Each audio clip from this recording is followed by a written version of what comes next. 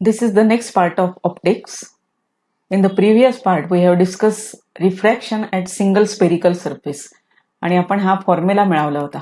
N2 upon V minus N1 upon U is equal to N2 minus N1 upon R. Refraction at single spherical surface म्हणजे spherical surface होता, optical centre आणि यामधनं जाणारा principal axis होता. इथं ओ object आणि इथं image सापडली होती. Refractive index of this medium is N1 and on the other side it is N2. N2 is greater than N1. अशा पद्धतीचं होतं. आता हे रिफ्रॅक्शन आपल्याला वापरायचं आहे. दुसरं एक इक्वेशन डिराईव्ह करायचं, आपल्याला दुसरा फॉर्म्युला डिराईव्ह करायचा आहे, that is lens makers equation. तर लेन्स मेकर्स इक्वेशन लेन्सेस तयार करण्यासाठी त्याचा वापर केला जातो.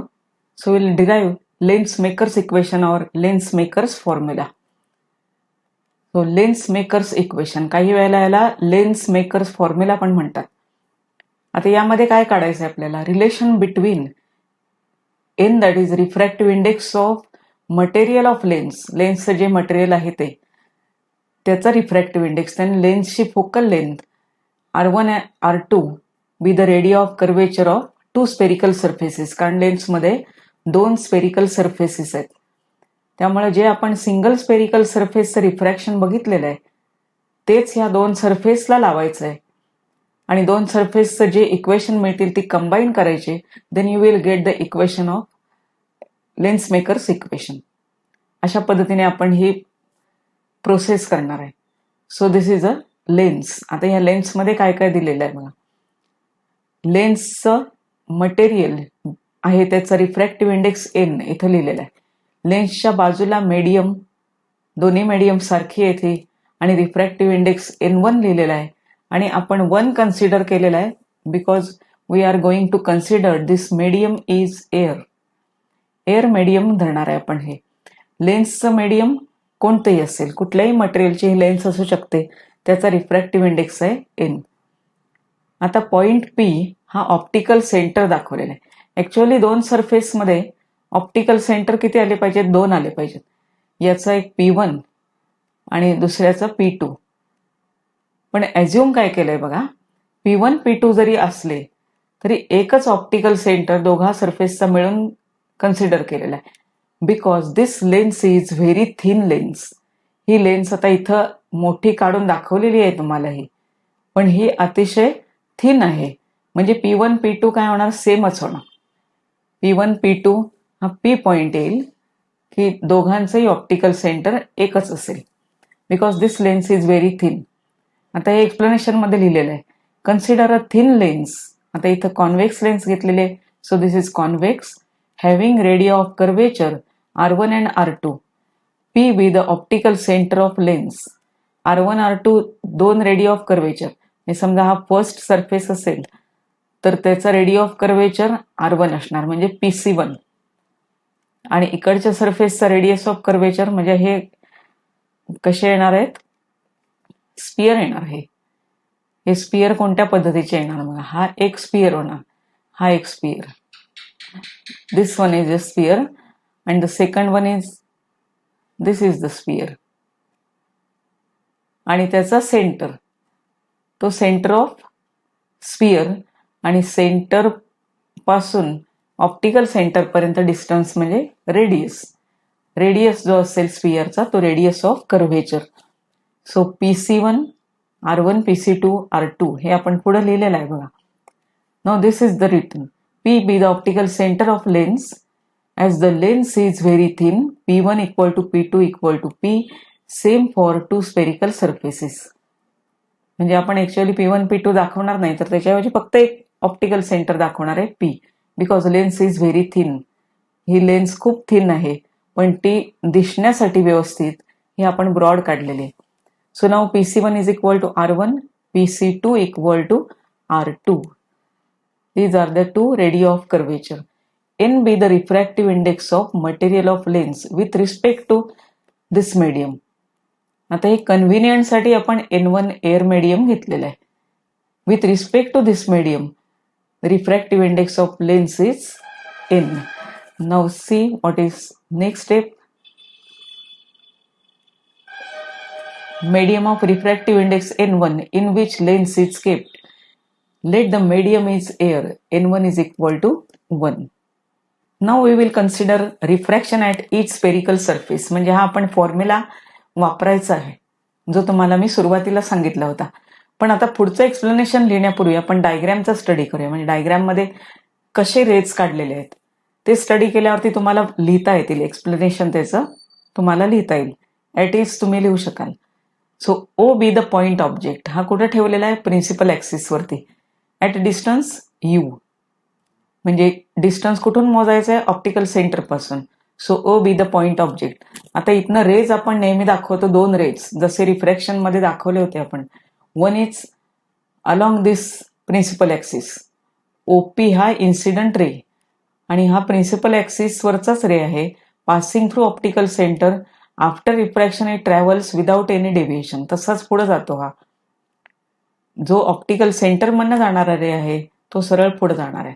Next is this is the ray incident ray O A. आता इथं रिफ्रॅक्शन होणार आहे आणि हा रे हा ए बी या पाथवरती येणार कारण हा डेव्हिएट झाला.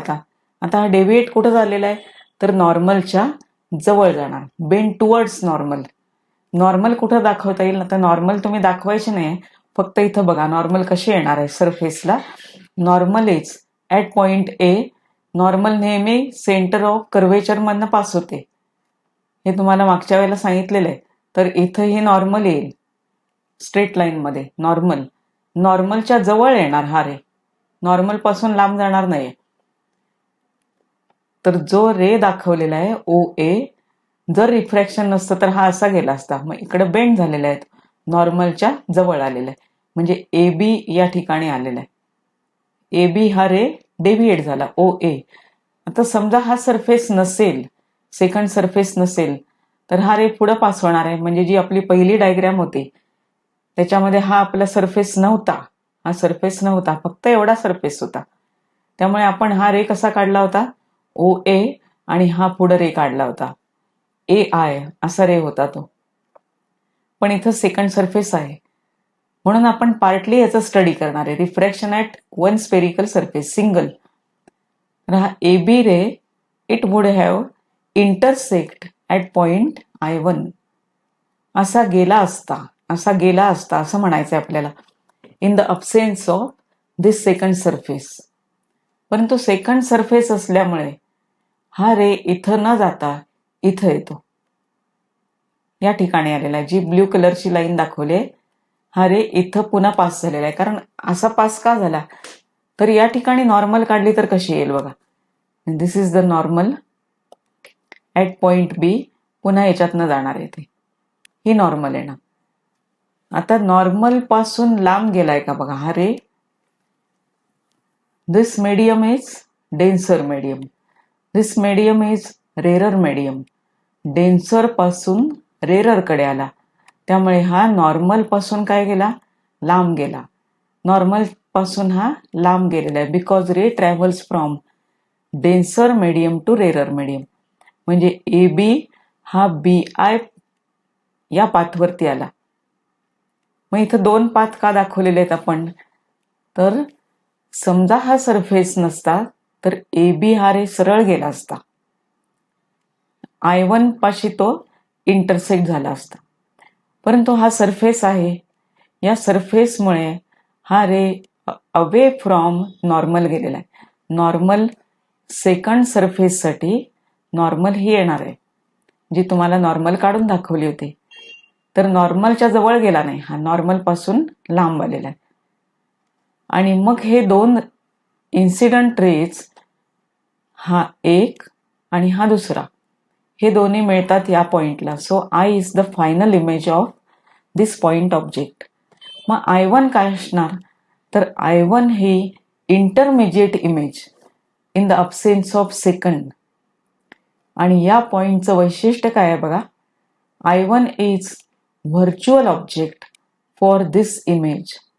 हे I1 व्हर्च्युअल ऑब्जेक्ट म्हणजे ऑब्जेक्ट रिअल या ठिकाणी आहे, पण इथं हा व्हर्च्युअल ऑब्जेक्ट तयार होतो जो या आयची इमेज ही तयार करायला हा उपयोगी पडतो.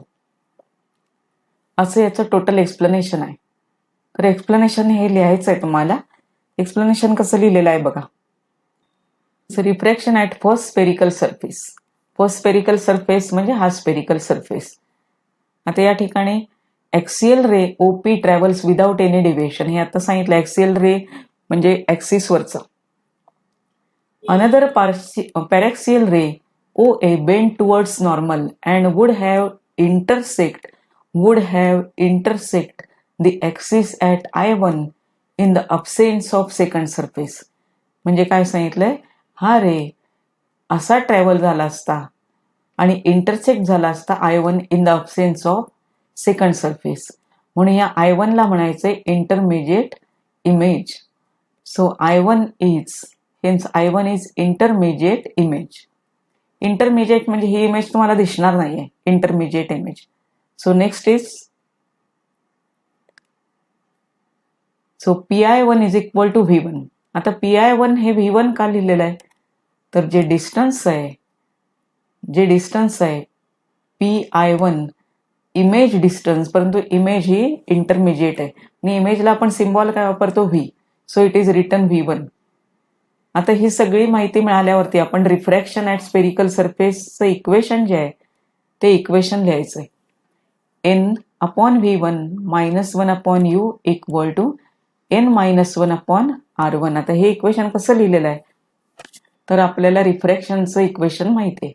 रिफ्रॅक्शनचं इक्वेशन कोणतं आहे, जे आपण पूर्वी लिहिलेलं आहे, N2/V -N1/U is equal to N2 - N1/R. हे इक्वेशन आहे, हे इक्वेशन लिहिलेलं आहे. आता N2 म्हणजे सेकंड मीडियम, ज्यामध्ये रे येतोय, रे एंटर होतो रिफ्रॅक्ट होऊन, ते मीडियम N2. आता यामध्ये मीडियम कोणता आहे बघा, हा रे इथं रिफ्रॅक्ट झालेला आहे, या मीडियम मध्ये आलेला आहे.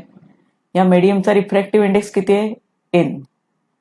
So instead of N2 you have to write N. N2 च्या ऐवजी N येणार. आणि इमेज किती डिस्टन्सला फॉर्म झाली आहे, V1. So instead of V write V1. Equation हे लिहिता आली पाहिजे. मायनस, आता हे 1 का झालं बघा, N1 ची व्हॅल्यू 1 का झाली. N1 ची व्हॅल्यू 1 का झालेली आहे, तर जिथून आलेला आहे रे इन्सिडंट रे, तो कोणत्या मीडियम मध्ये आहे, N1 मीडियम मध्ये, आणि आपण काय धरलेलं आहे, 1. So N1 becomes 1. So this is the N1 instead of N1 1 upon object distance same U equal to, पुन्हा त्याच व्हॅल्यूज आहेत, N2 च्या ऐवजी N, N1 च्या ऐवजी 1. आणि R हा रेडियस ऑफ कर्व्हेचर आहे एका स्पेरिकलचा, पहिल्या स्पेरिकलचा, म्हणून R1 लिहिलेला आहे. Now second, refraction at second spherical surface. आता दुसऱ्या स्पेरिकल सरफेससाठी देर आर 2 इन्सिडंट रेज. आता सेकंड साठी कुठले रेज आले बघा, हा सेकंड सरफेस. इन्सिडंट रे हा एक असणार आहे या सरफेसवर, आणि हा इन्सिडंट रे AB, कारण हा आता इथे आलेला आहे या सरफेससाठी, म्हणून हे 2 इन्सिडंट झाले. हा OP असणारा रे तसाच आलेला आहे पुढं, आणि हा AB जो रिफ्रॅक्ट झाला होता पहिल्या सरफेसने, तो याला इन्सिडंट आलेला आहे. So in this case, there are 2 incident rays AB and OP from refractive index N. N मधनं आलेले आहेत ते, म्हणजे इथनं आलेले आहेत. हा रे इथं इन्सिडंट झालाय, हा रे इथे इन्सिडंट झालेला आहे, म्हणजे मीडियम कोणता आहे, हे N. इथून रे आलेत. पहिल्या N1 मधनं रे आले होते, आता N मधनं रे आलेले आहेत. आणि कोणत्या मीडियम मध्ये जात आहेत, तर ह्या मीडियम मध्ये, N1 मध्ये, म्हणजे 1 जो आहे रिफ्रॅक्टिव्ह इंडेक्स तिथं जात आहेत. त्यामुळे इक्वेशन कशी लिहिता येतील बघा. So they appear to come from I1, hence I1 is virtual object. हे रे कुठनं आल्यासारखे वाटतात, हे दोन रेज जे आहेत, हा एक रे आणि हा एक रे, इथनं आल्यासारखे वाटतात. Appear to come from this point. So I1 is virtual object, म्हणजे ऑब्जेक्टकडनं इन्सिडंट रेज येतात, म्हणून हा झाला ऑब्जेक्ट. पण हा रिअल ऑब्जेक्ट आहे, हा व्हर्च्युअल ऑब्जेक्ट आहे. So I1 is virtual object for this refraction. Ray OP travels without deviation and ray AB goes away from the normal after refraction at second surface and travels along BI. So travels along BI. Hence I is the final point image of point object O. Pi is equal to V. हे नेहमीचं I is the image, final image.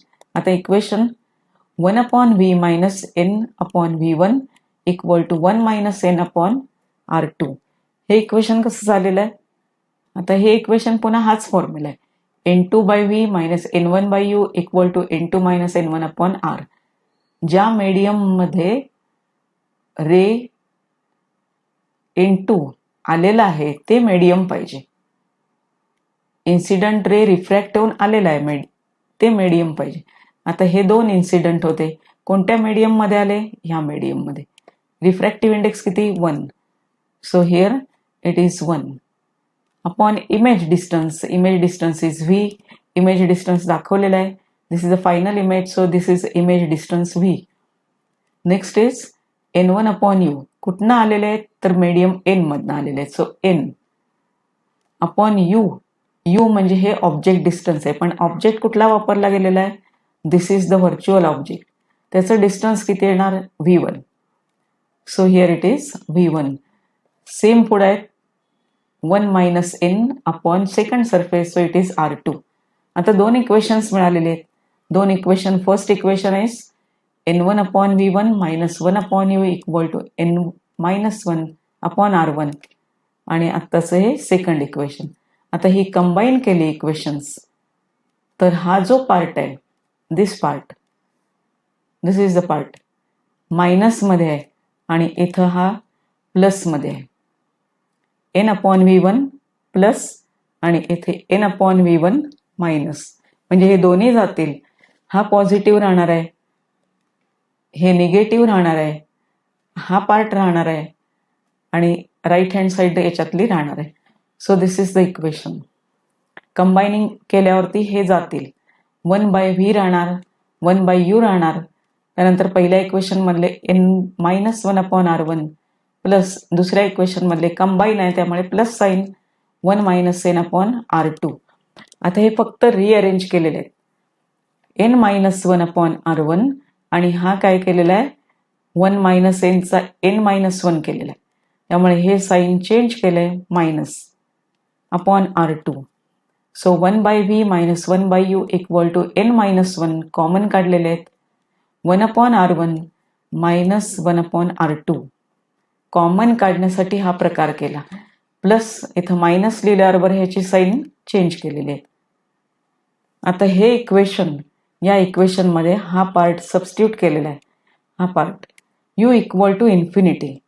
जर convex lens असेल, convex lens मध्ये हे तुम्हाला school लेवलला property गेलेली आहे. कॉन्व्हेक्स लेन्स आहे. कॉन्व्हेक्स लेन्स मध्ये ऑब्जेक्ट इन्फायनाइट डिस्टन्सला असेल आणि ऑब्जेक्ट कडनं इन्सिडेंट रेज येत आहेत. हा principal axis. This is the principal axis. तर हे पॅरलल रेज असणार कारण ऑब्जेक्ट कुठे आहे? इन्फायनाइट डिस्टन्सला. मग हे रे कुठं कॉन्व्हर्ज होतात? तर ऍट दी फोकस. ह्या पॉइंटला इमेज मिळते. ह्या पॉइंटला इमेज मिळते. So this is the image distance equal to F. ही थिअरी झालेली आहे तुम्हाला स्कूल लेवलला. ज्यावेळेला ऑब्जेक्ट डिस्टन्स इन्फिनिटी असेल त्यावेळेला इमेज मिळणार फोकस पॉइंटला, फोकसला मिळणार. So what is the image distance? Image distance is focal length of lens. So V is equal to F. V equal to F. या दोन्ही इक्वेशन्स यामध्ये दोन्ही व्हॅल्यू सबस्टिट्यूट करा. 1 by इन्फिनिटी म्हणजे काय होणार? 0 होणार आणि 1 by V च्या ऐवजी येणार 1 by F. So the next equation is 1 by F equal to N minus 1. हा पार्ट तसाच राहिलेला आहे. 1 upon R1 minus 1 upon R2. So this equation is called lens makers equation. आणि हे रेडिया ऑफ कर्वेचर म्हणजे जे आपण स्पेक्टॅकल्स बघतो, चष्मे बघतो, चष्म्याच्या लेन्सेस करायच्या आहेत तर त्याला किती रेडियस ठेवायचा त्या लेन्सना, त्याच्यासाठी हे इक्वेशन वापरलं जातं. आता इथं खाली एक नोट दिलेली, use proper sign conventions while solving numerical. Proper sign convention म्हणजे R1 राईट साईडला असेल तर तुम्हाला पॉझिटिव्ह वापरलं पाहिजे. R2 जर लेफ्ट साईडला असेल मोजायचा तर निगेटिव्ह वापरला पाहिजे. म्हणजे हे कशामध्ये येतं, या स्पेशल केसेस आहेत. आता कॉन्व्हेक्स लेन्स घेतले. कॉन्व्हेक्स लेन्सचा हा पार्ट काय होणार, R1, आणि इकडून मोजणार तो आपण R2 सेकंड सरफेसचा. तर R1 येणार पॉझिटिव्ह आणि R2 येणार निगेटिव्ह. तुम्हाला व्हॅल्यूज जर दिलेल्या असतील R1 R2 तर R1 ची पॉझिटिव्ह, R2 निगेटिव्ह लिहिली पाहिजे. समजा कॉन्केव्ह लेन्स असेल, कॉन्केव्ह लेन्स, तर हा surface first, so this is R1, this is R1 first surface. इकडचा second surface, this is a second surface, second हा फर्स्ट, मग याचा R2 येणार. आता पॉझिटिव्ह कोणते होणार, R2 हा पॉझिटिव्ह होणार आणि R1 काय होणार, निगेटिव्ह होणार. कुठल्या लेन्समध्ये येणार, हे कॉन्केव्ह लेन्समध्ये. असे प्रॉपर साइन कन्व्हेन्शन्स वापरायला लागतात न्यूमरिकल सोडवताना. तर हे इक्वेशन तुम्हाला 3 किंवा 4 मार्क्ससाठी डिराईव्ह करायला सांगितलं जातं. यामध्ये डायग्रॅम ही स्किलची डायग्रॅम आहे. पूर्ण डायग्रॅम व्यवस्थित काढून घ्यायचे आणि नंतर एक्सप्लेनेशन लिहायचंय आणि स्पेरिकल प्रत्येक सरफेसची इक्वेशन.